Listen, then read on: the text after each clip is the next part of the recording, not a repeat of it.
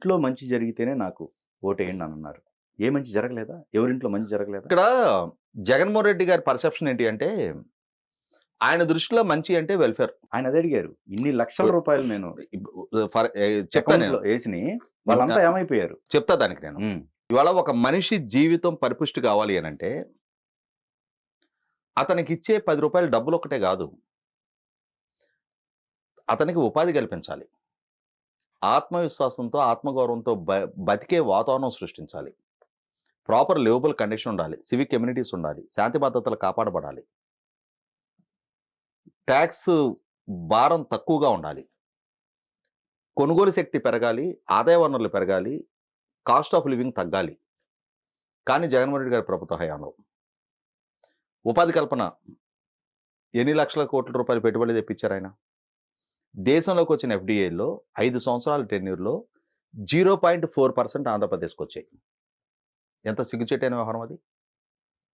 ఒక రాష్ట్ర ముఖ్యమంత్రిగా 13 జిల్లాలని 13 హైదరాబాద్ చేస్తానని చెప్పని యువతని నమ్మించి, వాళ్ళని మెప్పించి ఓట్లేయించుకొని, యూనివర్సిటీల చుట్టూ, కాలేజీల చుట్టూ తిరిగి యువబేరి అని చెప్పని సదస్సులు ఏర్పాటు చేసి, యువతని అనుకూలంగా మలుచుకొని, ఓట్లు దండుకొని, ఇవాళ పాలకుడిగా పరిపాలనా దక్షత ప్రదర్శించాల్సిన దగ్గర ఏం పాలనా దక్షత ప్రదర్శించారు? యువత నైరాశ్యంలో మునిగిపోయారు కదా! ఇవాళ ఒంగోలు రిమ్స్ మెడికల్ కాలేజీలో సెకండ్ ఇయర్ మెడిసిన్ స్టూడెంట్స్ 8 మంది గంజాయి సేవిస్తున్నారు అని చెప్పని మిగిలిన స్టూడెంట్స్ మేనేజ్మెంట్ కంప్లైంట్ చేశారు అని చెప్పని, ఈ గంజాయి సేవించే బ్యాచ్‌కి, కంప్లైంట్ చేసిన బ్యాచ్‌కి మధ్య జరిగిన ఘర్షణ, తలలు పగిలి పేపర్‌లో ఫోటోలో మెయిన్ పేపర్‌లో బ్యానర్ ఐటెమ్‌గా ఆ రక్తపు గాయాలతో మెడిసిన్ స్టూడెంట్స్ ఫోటోలొస్తే ఏమనుకోవాలి సమాజం? Medical college students.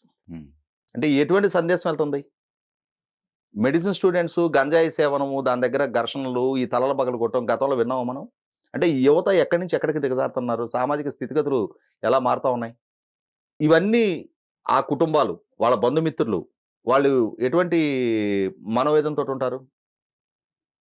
ఇవాళ ఒక సువర్ణావకాశం మీకు దక్కింది. 151 స్థానాలతో మీకు అధికారం కట్టబెట్టారు ప్రజలు. ప్రజలు తప్పు చేయలా. మీ పాలనా దక్షత ప్రదర్శించుకోలేక మీరు ప్రజలను వంచారు. కాదు, ఇప్పుడు వాళ్ళు ఒక మాట అంటున్నారండి. ఓడిపోవటం కాదు, మోసగింపబడ్డాం. ప్రజలు మమ్మల్ని మోసం చేశారంటున్నారు. ఇందాక నేను చెప్పాను మీకు. 2019 ఎన్నికలు జరిగిన తీరు. అవును. ఆనాడు చంద్రబాబు నాయుడు గారిని అంత ఘోరంగా ఓడించడానికి తగ్గ పరిపాలన కాదు ఆయన చేసింది. చాలా అద్భుతంగా పరిపాలన చేశాడు ఆయన. లక్షల కోట్ల పెట్టుబడులు తేగలిగాడు ఆయన.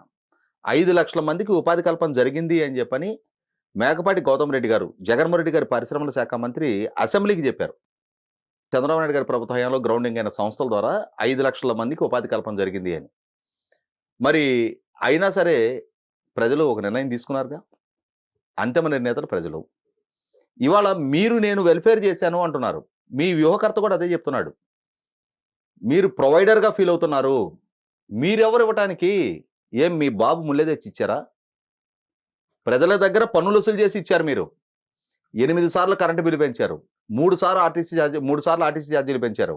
రేషన్ సరుకులు ధరలు పెంచారు. పక్క రాష్ట్రం కన్నా రూ. 10 అధికంగా పెట్రోల్, డీజిల్ అమ్ముతున్నారు ఇవాళ.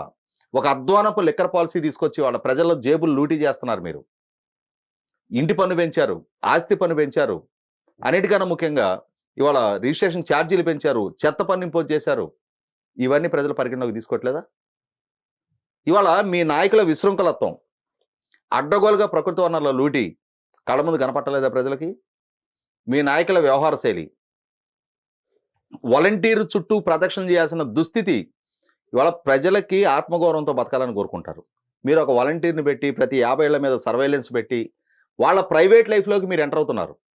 వాళ్ళ ప్రైవేట్ స్పేస్లోకి మీరు ఎంటర్ అవుతున్నారు. ప్రతి సమాచారం మీకు అందివ్వాల్సిన పరిస్థితులు మీరు సృష్టిస్తున్నారు. ఇది ప్రజలు సహించరు, భరించరు. ప్రజలకి వాళ్ళ జీవితం, వాళ్ళకు ఒక ప్రైవసీ ఉండాలని కోరుకుంటారు. ఇప్పుడు ఇదే వాలంటరీ వ్యవస్థ, వాళ్ళు నమ్ముకున్నది వాలంటరీ వ్యవస్థ, లేకపోతే సచివాలయం ఉద్యోగులు కావచ్చు, ఇవన్నీ బెడ్స్కుంటున్నాయి ఎందుకండి? కారణం ఏంటి? ఇక్కడ ఒకటి, 2004కు ముందు ఉమ్మడి రాష్ట్ర ముఖ్యమంత్రిగా చంద్రబాబు నాయుడు గారు 6 సార్లు డిఎస్సి వేశారు. 1,00,000 మంది పైగా ఉపాధ్యాయుల నియామకం చేపట్టారు. 2004 ఎన్నికల్లో చంద్రబాబు నాయుడు గారు ఓటమికి కీలకంగా దోహదం చేసింది ఉద్యోగులు, ఉపాధ్యాయులే.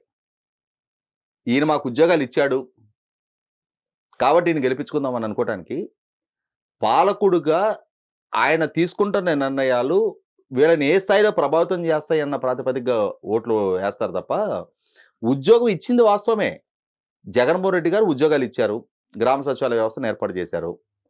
1,30,000 మందికి ఉద్యోగాలు ఇచ్చారు. ఆ ఉద్యోగాలు ఇవ్వటం వెనక జరిగిన ప్రాసెస్ ఏంటి? 2019 అక్టోబర్ 2వ తారీఖు రోజు వాళ్ళకి డిస్ట్రిక్ట్ సెలక్షన్ కమిషన్ ద్వారా అపాయింట్మెంట్ లెటర్స్ ఇచ్చారు. 15,000 రూపాయలు మీకు జీతం వస్తుంది. 2 సంవత్సరాలు మీరు ప్రొబేషన్లో ఉంటారు. సరే ప్రొబేషన్లో ఉంటున్నారుగా. 2 సంవత్సరాల తర్వాత కదా వాళ్ళు పూర్తి స్థాయి ఉద్యోగులుగా పరిగణలోకి తీసుకునేది. ఈ 2 సంవత్సరాలు వాళ్ళ కుటుంబ సభ్యులకి వెల్ఫేర్ స్కీమ్స్ ఆపటం వల్ల ఔచిత్యం ఏంటి? ఇవాళ ఇతనికి 15,000 రూపాయలు జీతం ఇస్తున్నారు అని చెప్పని ఆ ఇంటికి రేషన్ కార్డు కట్ చేశారు. వాళ్ళ తమ్ముడో చెల్లెలో ఉంటే వాళ్ళకి అమ్మఒడి ఆపేశారు. వాళ్ళ ఇంట్లో తాతో నాయనమ్మో ఉంటే పెన్షన్ ఆపేశారు. ఈ పనులు ఎందుకు చేయాలి? 2 సంవత్సరాల తర్వాత కదా ప్రొబేషన్ పూర్తయ్యేది, వాళ్ళకి పూర్తి స్థాయి వేతనం వచ్చేది. నెలకు 15,000 రోజుకు 500 దానికోసం ఈ వెల్ఫేర్ స్కీమ్ ఆపాల్సిన నష్టం ఏంటి? సరే ఆపావు. 2 సంవత్సరాల తర్వాత టెన్షన్గా వాళ్ళకి ప్రొబేషన్ కంప్లీట్ చేసావా? 2021 అక్టోబర్ 2 వాళ్ళకి ప్రొబేషన్ కంప్లీట్ చేయాల్సి ఉంటే దాన్ని పరిగణలోకే తీసుకోవాలి. 2022 జనవరి నెలలో ప్రభుత్వ ఉద్యోగులకి వాళ్ళకి పిఆర్సీ ఫిట్మెంట్ ఇస్తున్న సందర్భంగా వాళ్ళు డిమాండ్ రైజ్ చేస్తే జూన్ 30 నాటికి పరిగణలోకి తీసుకుంటాను అని చెప్పని, అంటే 2021 అక్టోబర్లో వాళ్ళని రెగ్యులరైజ్ చేయాల్సిన దాన్ని 2022 జూన్ 30 దాకా ఎక్స్టెండ్ చేసుకుంటూ వెళ్ళి మళ్ళీ అప్పుడు రెగ్యులరైజేషన్ కోసం ఏపీపీఎస్సీ ద్వారా మళ్ళీ ఇంకొక ఎగ్జామ్ కండక్ట్ చేశారు. వాళ్ళని డిస్ట్రిక్ట్ సెలక్షన్ కమిషన్ ద్వారా ఇంటర్మీడియట్ క్వాలిఫికేషన్ మీద జాబులోకి తీసుకొని డిగ్రీ స్థాయి ప్రశ్నావళితోటి వాళ్ళకి రెగ్యులరైజేషన్ కోసం పెట్టి సగం మందిని డిస్క్వాలిఫై చేశారు. తర్వాత వాళ్ళు మొత్తుకుని మొరబెట్టుకుంటే మళ్ళీ తూతూ మంత్రం అనిపిస్తా మళ్ళీ మిగిలిన వాళ్ళని కూడా రెగ్యులైజ్ చేశారు. ఇవన్నీ వాళ్ళు ఫీల్ అవ్వలేదా? పైగా వాళ్ళని గ్రేడ్ 5 ఉద్యోగులు, అంటే అటెండర్ కన్నా ఎక్కువ, గుమస్తా కన్నా తక్కువ, గ్రేడ్ 5 గ్రేడ్ 4 కన్నా తక్కువ ఉద్యోగులుగా ఇవన్నీ వాళ్ళకి గత్యంతరలేని పరిస్థితుల్లో చేరారు.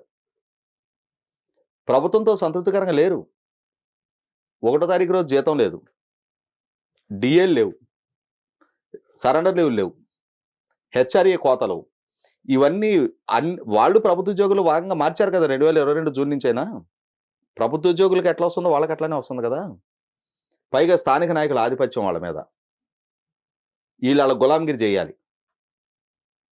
మనం గతంలో చూసాం విజయనగరం జిల్లాలో జగన్మోహన్ రెడ్డితో ఒక ఫ్లెక్సీ పెట్టి ఉదయాన్నే డ్యూటీకి వెళ్ళేటప్పుడు సెల్యూట్ చేసి వెళ్ళాలి అని చెప్పని. అక్కడ స్థానిక నాయకులు చేసిన అతి పోకొడలు. చదువుకున్న వాళ్ళు, వాళ్ళకు ఒక ఆత్మాభిమానం ఉంటుంది. వాళ్ళు ఉద్యోగులుగా చేరారు, మీ బానిసలు కాదు. మీరు బానిసలుగా ట్రీట్ చేస్తే ఎందుకుంటారు? మీ పట్ల లాయల్టీ ఎందుకు ప్రదర్శిస్తారు? ఇవాళ ఉద్యోగులుగా వాళ్ళకి అవకాశం ఇచ్చారు, కానీ వాళ్ళకు కుటుంబాలు ఉన్నాయి కదా. ఆ కుటుంబాలు సమాజంలోనే బతుకుతున్నారు కదా. వాళ్ళకి సమాజంలో మీ పాలన వల్ల ఎదురయ్యే మిగిలిన సైడ్ ఎఫెక్ట్స్ అన్ని వాళ్ళకు కూడా తగులుతున్నాయి కదా. 8 సార్లు కరెంటు బిల్లు వాళ్ళకి మోత మోగింది కదా. వాళ్ళ కుటుంబ సభ్యులు ఆర్టీసీ బస్సు ఎక్కినప్పుడు పల్లె వెలుగులో గతంలో 15 రూపాయలు ఉండే టికెట్ వాళ్ళ 30 అయింది. ఆ స్థాయిలో ఆదాయ వనరులు పెరిగినాయా? ఖర్చులు పెరిగినాయి. ఆ స్థాయిలో ఆదాయ వనరులు పెరిగినాయా? ఉపాధి కల్పన జరుగుతుందా? ఏ వ్యాపారి సంతృప్తికరంగా ఉన్నాడు ఈ 5 ఏళ్లలో? నిర్మాణ రంగం ఎక్కడి నుంచి ఎక్కడికి పడిపోయింది? ఆస్తుల విలువ ఎక్కడి నుంచి ఎక్కడ తగ్గిపోయింది? వీటికి తోటి మీరు తీసుకొచ్చిన ల్యాండ్ టైటిలింగ్ యాక్టు ఒక అసమర్థపు వ్యవహారం. అది అవగాహన రాజ్యపు యాక్ట్ తీసుకొచ్చారు. ప్రజల ఆస్తులకి భద్రత లేని యాక్ట్ తీసుకొచ్చారు. అసలు ప్రజలకు సంబంధించిన పాస్బుక్ల మీద మీ ఫోటో వేసుకోవడం ఏంటి? అది కొంప ముంచింది అసలు. ఎందుకు వేసుకోవాలి? ల్యాండ్ టైటిలింగ్ ఇవాళ ప్రజలకు సంబంధించిన ఆస్తులు ప్రభుత్వ భవనాలకి మీ పార్టీ రంగులు వేసుకోవడం ఏంటి? అతి అన్ని సందర్భాల్లో పనిచేయదు.